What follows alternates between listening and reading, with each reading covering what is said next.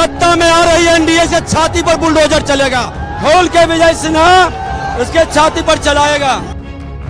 जब फायरिंग नहीं कर सकता है तो सब बॉडीगार्ड रहने का क्या उचित है। बिहार चुनाव के पहले चरण का वोट डाला जा चुका है, लेकिन पिछले 24 घंटे में जिन कुछ बातों पर सबसे ज्यादा चर्चा हुई कि अप्रत्याशित रूप से 2-3 दशक बाद बिहार ने खूब झूम करके झमाझम वोटिंग की है। विश्लेषकों का अधिकांश तबका इस बात पर सहमत है कि कहीं बदलाव तो नहीं होने जा रहा, लेकिन चर्चा इस बात की है कि वहां के बीजेपी के डिप्टी सीएम विजय सिन्हा छाती तोड़ देने और देख लेने बुलडोजर चला देने की धमकी दे रहे हैं। सत्ता में आ रही एनडीए से छाती पर बुलडोजर चलेगा। खोल के विजय सिन्हा इसके छाती पर चलाएगा। विजय सिन्हा को सुनते हुए आपको उनकी बौखलाहट समझ में आ रही होगी। बिहार के लोगों की माने तो विजय सिन्हा खुद चुनाव हार रहे हैं, बूथ एजेंट नहीं लग पाया, और इसका ठीकरा वो झूठ बोलकर लगा रहे हैं कि कैसे वहां के लोग विरोध कर रहे हैं, जबकि गांव वालों का विरोध दलितों, पिछड़ों, अति पिछड़ों का गांव जिसको यादव का नाम लेकर वीडियो बनवा रहे हैं। ये राजद का, यादव का गुंडा है, राजद समाज का। आरोप लगा रहे हैं राजद एमएलसी पर कि वो दारू पिए हुए हैं, लेकिन जब वो पुलिस जांचती है तो दारू नहीं पिए हुए। फिलहाल वो कैमरे पे पुलिस के सामने अपना अल्कोहल टेस्ट दे रहे हैं कि उन्होंने शराब पिया है कि नहीं पिया है। जीरो है। चलिए ये देखिए तस्वीर आपको दिखा रहे हैं, ये तस्वीर आपको दिखा रहे हैं, ये जीरो आया है। फिर भी बुलडोजर की याद विजय सिन्हा को आई, इसका मतलब कहीं बिहार में सत्ता बदलने तो नहीं जा रही। इन तस्वीरों को अपनी स्क्रीन पर देखिए। ये वीडियो तेजस्वी यादव के रैली की है। हेलीकॉप्टर थक गया, हार गया तो गाड़ी से चल बैठे, लाइट चली गई तो ये मोबाइल की फ्लैश लाइट के बीच तेजस्वी यादव को सुनने हुजूम उमड़ पड़ा है।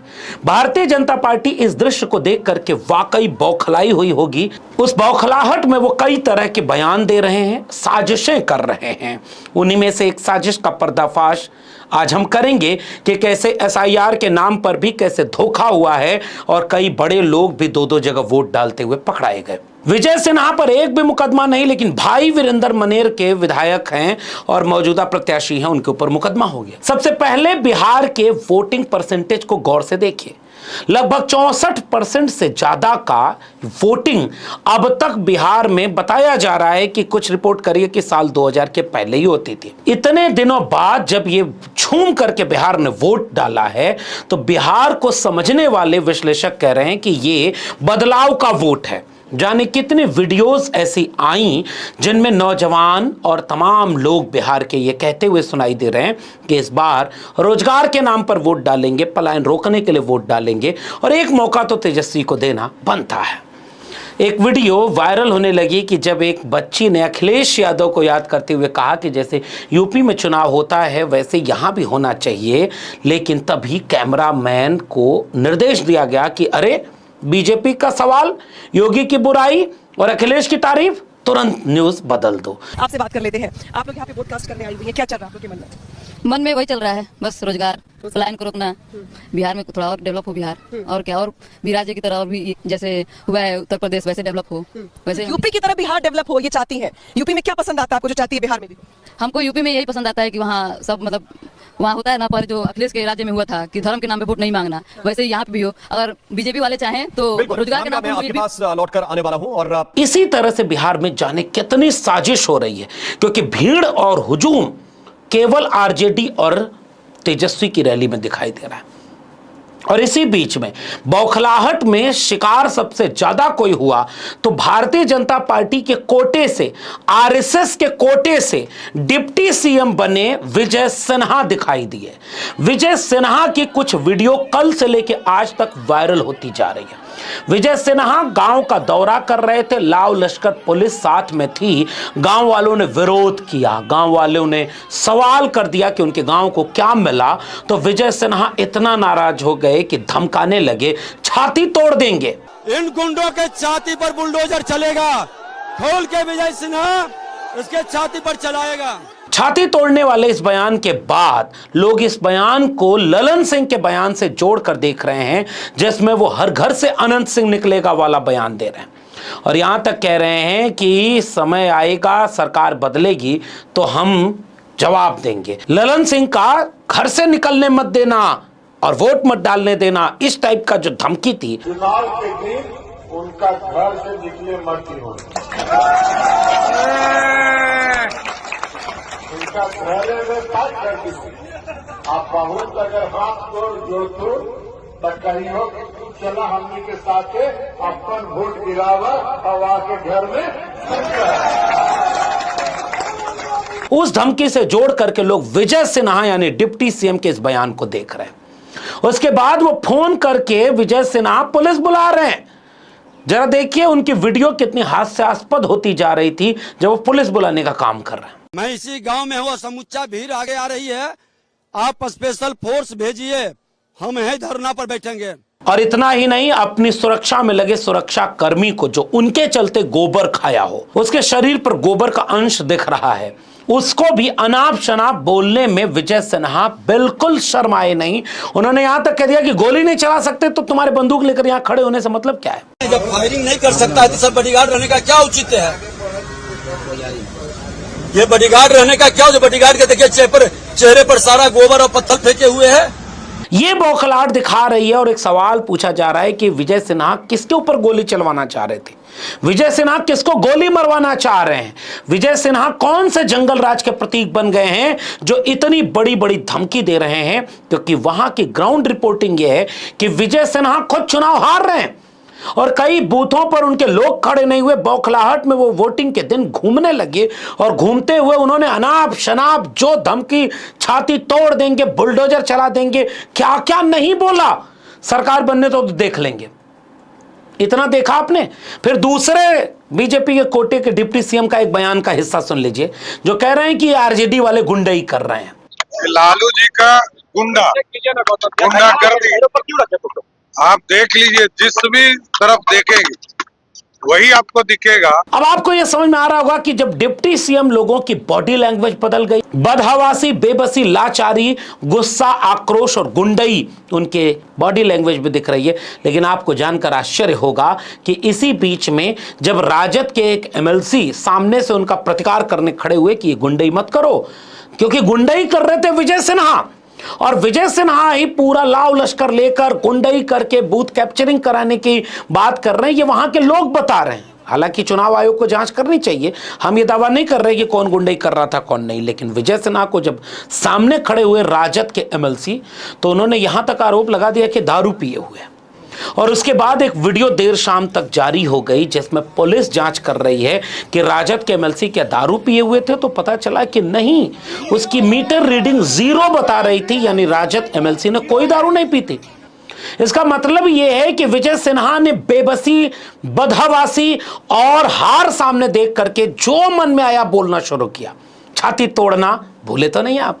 इन तमाम आरोपों के बीच हास्यास्पद हो चुके विजय सिन्हा को आप भूल जाएं, इससे पहले एक छोटी सी वीडियो मनेर की देख लीजिए जिसमें राजद के मौजूदा विधायक और विधायक के चुनाव लड़ रहे प्रत्याशी महागठबंधन के भाई वीरेंद्र ये आरोप लगाते हुए कहते हैं कि भाई देखना है तिवारी जी, देखना कुछ गड़बड़ हुआ तो फिर यही समय बदल जाएगा।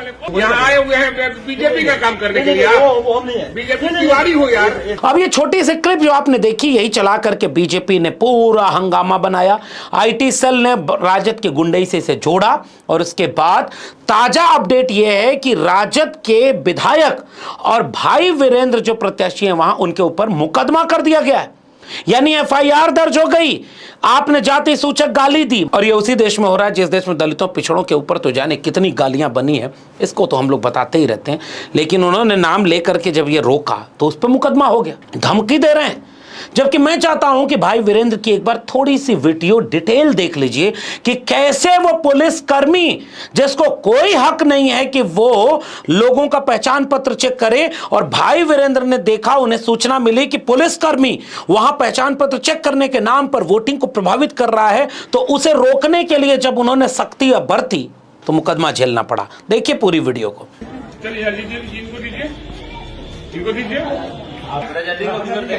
अभी इनको कहिए तिवारी जी आए हैं, आप क्यों चेक करने वाले, कौन होते हैं? चेक करेगा वहाँ अब आपको समझ में आ रहा होगा कि हार की बौखलाहट किसके सामने ज्यादा दिख रही है। विजय सिन्हा छाती तोड़ने वाले बयान पर आज भी मस्त घूम रहे हैं, क्योंकि वह बीजेपी के कोटे से, आरएसएस के कोटे से डिप्टी सीएम है। और भाई वीरेंद्र अपना वोट डलवाने के लिए अगर कायदे से खड़े हो जाएं और कहें कि नहीं तुम्हारा कोई हक नहीं है कि तुम कार्ड चेक करोगे, और उनके ऊपर मुकदमा हो जाए, ये दिखा रहा है कि बौखलाहट भाजपा के खेमे में कितनी ज्यादा है। उन्होंने कई तरह की कोशिश की। कल वाली वीडियो आपने देखी, उसके बाद जाने कितनी वीडियोस आई। उन वीडियोस में यह साफ तौर पर देखा जा रहा था कि वोटिंग को प्रभावित करने के लिए कई जगह सत्ता का दुरुपयोग किया जा रहा था, लोगों को वोट डालने से रोका जा रहा था, और तो और एसआईआर के नाम पर जो वोट चोरी रोकने और तमाम तरह के अच्छे नियम बनाने का दावा था, उसकी तो पोल खुल गई बिहार में। अनगिनत लोग अनगिनत बूथों पर खड़े मिले जिनका वोटर लिस्ट से नाम काट दिया गया था।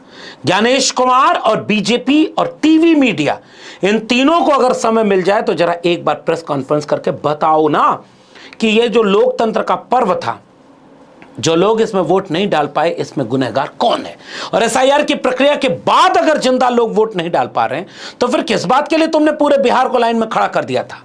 ऐसा तो पहले भी होता था। इसका मतलब एसआईआर सारे दोषों से मुक्त नहीं है।